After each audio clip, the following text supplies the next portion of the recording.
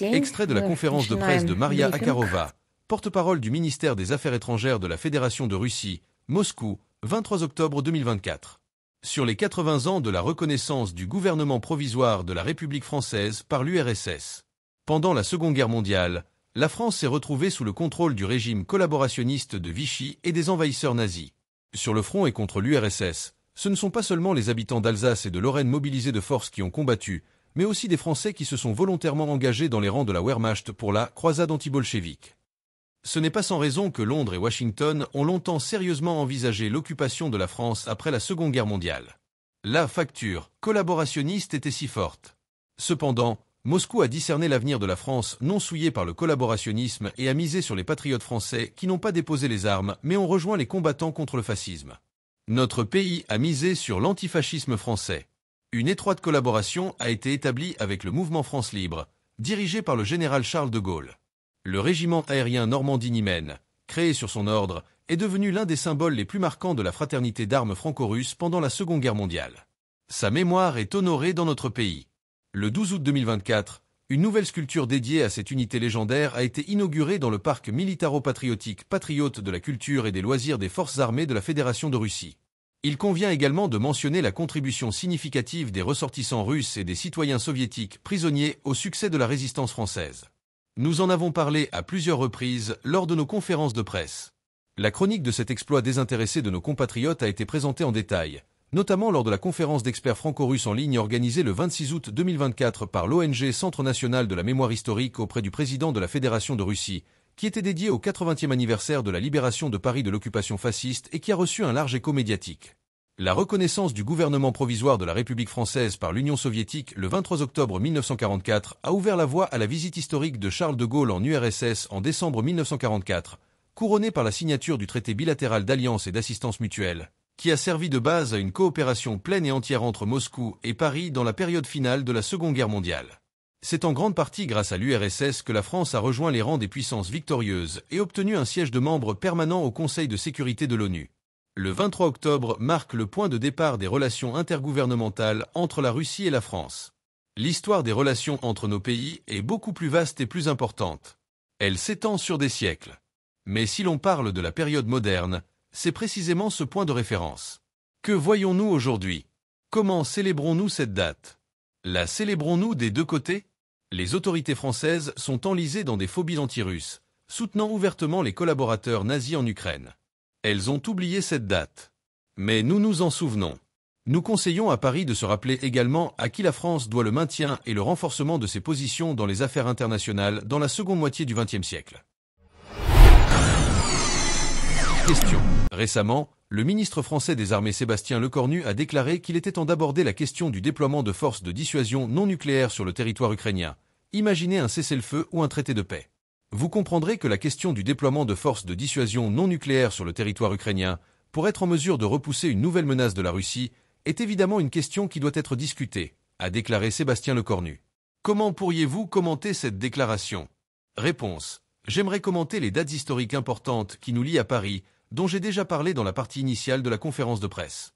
Mais en réalité, je dois commenter ce dont vous parlez. Paris songe depuis longtemps à envoyer un contingent français en Ukraine, comme l'a déjà évoqué le président français Emmanuel Macron au début de cette année. Cependant, dans la plupart des capitales européennes, les propositions de la France n'ont pas trouvé un soutien inconditionnel. Je ne peux pas dire que nous ayons entendu quelque chose de nouveau de la part du ministre français des Armées. Il n'est pas le seul représentant de l'Occident collectif qui tente de flirter avec l'idée d'envoyer des troupes étrangères en Ukraine. Vous savez bien où mènera la mise en pratique de cette idée. Je peux le répéter pour ceux qui l'auraient peut-être oublié. Cela conduira à un affrontement militaire direct entre puissances nucléaires avec des conséquences catastrophiques. Si une telle perspective sinistre est envisagée comme possible par l'état-major français, nous exprimons notre compassion au peuple de la Ve République. Personnellement, nous voudrions rappeler à Sébastien Lecornu que les tentatives de contenir la Russie ou de lui infliger une défaite stratégique se sont mal terminées pour la France lorsque de tels sentiments y avaient prévalu. Il y a un peu plus de 200 ans, la langue française s'est enrichie des mots Bérésina, au sens de catastrophe, en souvenir de la défaite des restes de la grande armée de Napoléon lors de la traversée de cette rivière, et bistrot, en mémoire de la présence des Cosaques russes à Paris en 1814. Nous recommandons au ministre français des Armées de regarder la carte et de constater que la Bérésina se jette dans le Dniepr. Et dans l'ensemble, qu'il révise l'histoire et la géographie avant de prendre le micro. Question. L'agence Nikkei Asia, citant plusieurs sources au sein du G7, a rapporté que les pays membres du G7 prévoyaient de maintenir gelés les actifs russes même après la fin du conflit en Ukraine et garantiraient à Kiev un prêt de 50 milliards de dollars qui sera remboursé grâce aux revenus de ces actifs. Comment commenteriez-vous cette information? Réponse. Cela n'a rien de nouveau. Nous avons commenté à plusieurs reprises l'idée d'accorder au régime de Kiev un prêt qui serait remboursé en saisissant les revenus de la gestion des actifs russes gelés. C'est un vol pur et simple. On ne peut pas l'appeler autrement. Les Occidentaux non seulement retiennent les réserves souveraines de notre pays, mais les réinvestissent sans notre consentement et obtiennent des profits non planifiés. C'est une illustration flagrante de la nouvelle politique colonialiste que les anglo-saxons et leurs satellites tentent de mener envers les pays de la majorité mondiale. Tout le monde comprend parfaitement qu'aucun crédit ni fourniture militaire n'aidera le régime de Kiev. Ils aggravent réellement la situation pour les citoyens ukrainiens et contribueront au génocide continu des Ukrainiens par Vladimir Zelensky. Mais personne ne se précipite non plus pour fournir un soutien désintéressé à l'Ukraine. Selon les plans actuellement élaborés dans l'UE, et c'est Bruxelles qui prévoit de fournir la majeure partie du prêt de 50 milliards de dollars garantis par les futurs revenus des avoirs russes, si les actifs gelés ne suffisent pas au remboursement, les autorités de Kiev devront assumer la dette indépendamment. Mener un pays au suicide, puis forcer les survivants à s'enterrer eux-mêmes. Et en plus, payer pour cela. Une histoire monstrueuse.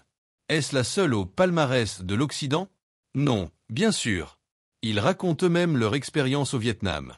On ne peut pas croire que quelqu'un croit réellement en la faisabilité d'un tel scénario. L'état du régime de Kiev peut être qualifié de faillite. Il ne vit que grâce à l'argent occidental, uniquement avec le soutien politique et militariste de l'Occident. Quoi qu'il en soit, aucune manipulation illégale, tentative de quelque façon que ce soit de réfléchir à tout cela, de le repenser ou de le légaliser, visant à s'emparer des actifs russes, ne restera sans notre réaction. Ils ne réussiront pas à faire payer notre pays pour cette ignominie sanglante orchestrée par l'Occident en Ukraine, malgré toutes les déclarations belliqueuses de Washington et les couinements et grognements de Bruxelles et Londres qui l'accompagnent.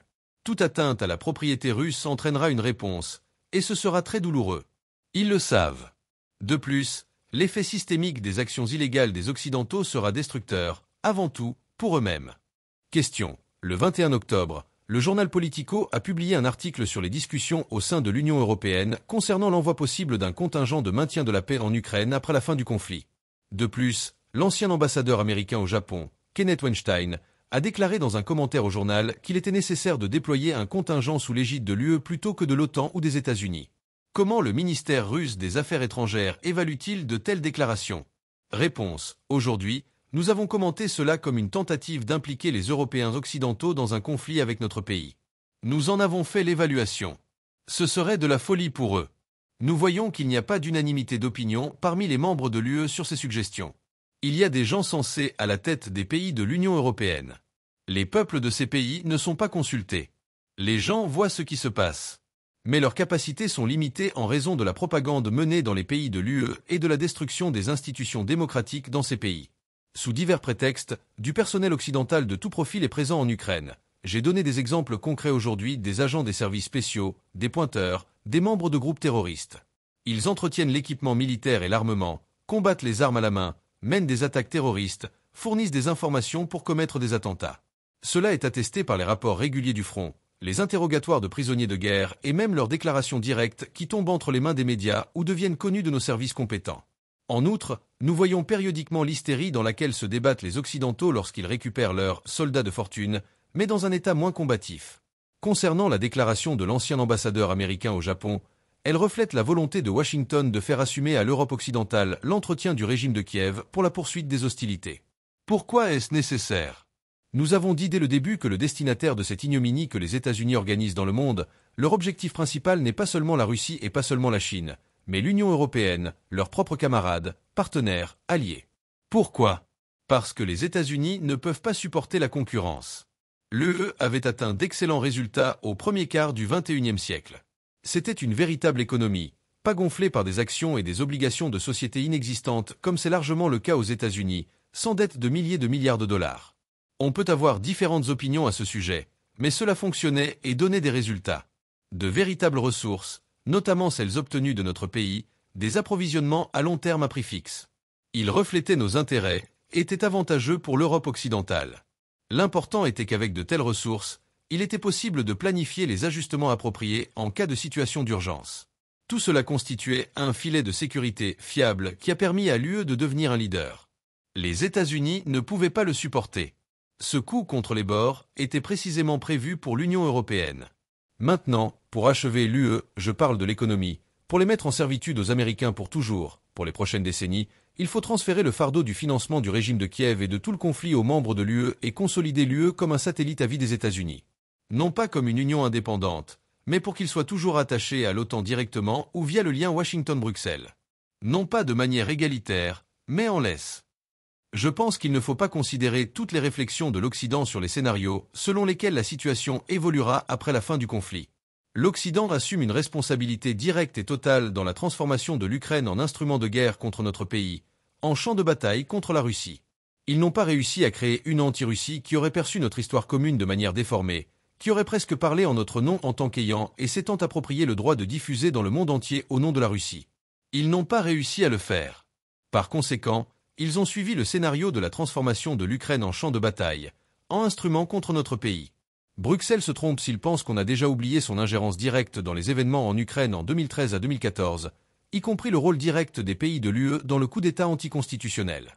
Comment ils ont dirigé manuellement les élections de leurs élus officiels en exercice, du président de l'Ukraine aux membres du gouvernement, en passant par les municipalités et les députés. L'histoire des 8 années suivantes regorge de faits de soutien et de dissimulation par l'UE des crimes sanglants du régime de Kiev contre les habitants russophones d'Ukraine et le Donbass pacifique, du génocide de la population russophone. Les contribuables des pays de l'UE se souviendront longtemps des dizaines de milliards d'euros que Bruxelles a dépensés ces 10 dernières années pour alimenter le régime de Kiev en armement, avec pour objectif principal d'essayer d'infliger une défaite stratégique à la Russie par l'intermédiaire des Ukrainiens et de tuer autant de Russes et de russophones que possible en Russie et en Ukraine. En réalité, les citoyens de l'UE se souviendront comment leur propre prospérité a été détruite avec leur propre argent. Nous voyons comment l'Union européenne fait aujourd'hui tout et même plus pour prolonger les hostilités, élargir leur géographie par le soutien politique et militaire à la terreur anti-russe du régime ukrainien. Bien entendu, il ne peut être question d'aucune présence en Ukraine, d'aucun drapeau de l'UE, qui est devenu un instrument militaro-financier entièrement contrôlé par les États-Unis et l'OTAN. La conférence de presse de Maria Akharova du 23 octobre 2024 met en lumière les tensions persistantes entre la Russie et l'Occident, tout en offrant un aperçu fascinant de la manière dont la Russie perçoit ses relations internationales. En rappelant les 80 ans de la reconnaissance du gouvernement provisoire français par l'URSS, Akharova dépasse le simple cadre commémoratif pour accuser la France d'avoir trahi son passé en soutenant, selon elle, des forces ukrainiennes qu'elle assimile à des collaborateurs nazis. Cette utilisation de l'histoire n'est pas anodine. Elle sert à légitimer les positions actuelles de la Russie tout en dénonçant ce qu'elle perçoit comme une déviation morale de l'Occident. Ce discours révèle plusieurs aspects intéressants. D'une part, la Russie s'ancre dans une mémoire historique pour renforcer la légitimité de ses actions sur la scène internationale. D'autre part, elle dépeint l'Occident, et en particulier la France, comme des acteurs manipulés par les États-Unis, au service d'une hégémonie globale qui irait à l'encontre des intérêts russes. Ce cadre narratif permet à la Russie de se positionner comme une victime d'un complot occidental tout en se présentant comme un bastion de la résistance aux impérialismes historiques et contemporains.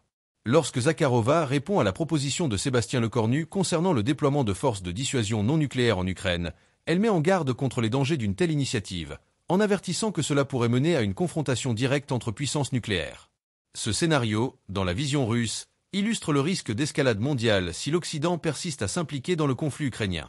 Cela met en évidence la gravité avec laquelle la Russie perçoit la situation, voyant dans chaque action occidentale une menace existentielle pour sa sécurité. Le gel des avoirs russes par les pays du G7 est également critiqué comme un acte de vol, une attaque directe contre l'économie russe. Zakharova accuse l'Occident de se livrer à une politique à deux vitesses, se réclamant des principes de la démocratie tout en enfreignant le droit international lorsqu'il s'agit de sanctionner la Russie.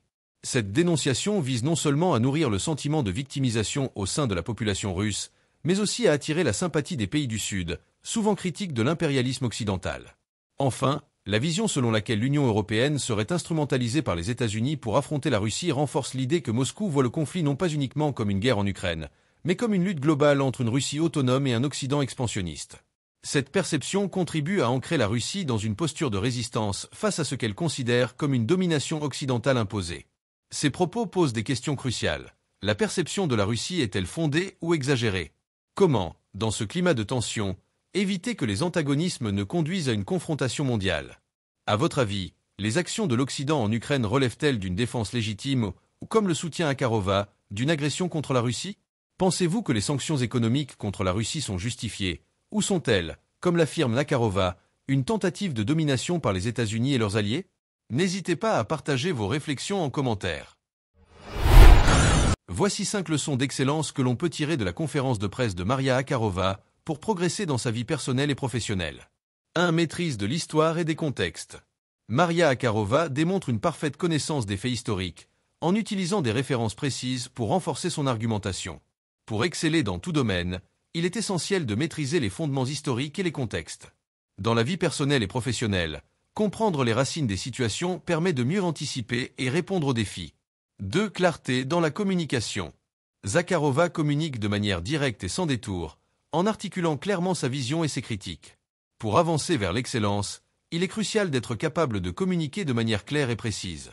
La capacité à exprimer ses idées de façon percutante aide à gagner la confiance et à influencer positivement son environnement. 3. Force de conviction et confiance en soi. Elle fait preuve d'une confiance inébranlable en ses propos, même lorsqu'elle aborde des sujets controversés. Croire en ses idées et en soi-même est indispensable pour évoluer avec succès. La confiance en soi renforce la détermination et permet de convaincre son entourage, que ce soit dans des projets personnels ou professionnels. 4. Résilience face à l'adversité. Face aux sanctions économiques et à l'opposition occidentale, Akharova renforce la posture de la Russie en tant que puissance qui résiste. Dans la vie, les obstacles doivent être perçus comme des opportunités de croissance. Apprendre à être résilient et à surmonter les défis avec détermination est une qualité clé pour atteindre l'excellence. 5. Capacité à voir à long terme. En évoquant les conséquences catastrophiques d'un affrontement militaire, elle démontre une vision à long terme des enjeux internationaux. Dans toute entreprise ou projet personnel, adopter une vision stratégique à long terme est indispensable pour prendre des décisions éclairées et éviter les pièges de la gratification immédiate. Ces 5 leçons d'excellence, inspirées des propos de Akharova, peuvent être appliquées à la fois dans la vie personnelle et professionnelle pour évoluer continuellement et se rapprocher de ses objectifs avec intelligence et résilience. Merci de nous donner votre avis en commentaire. À très bientôt pour de nouvelles analyses.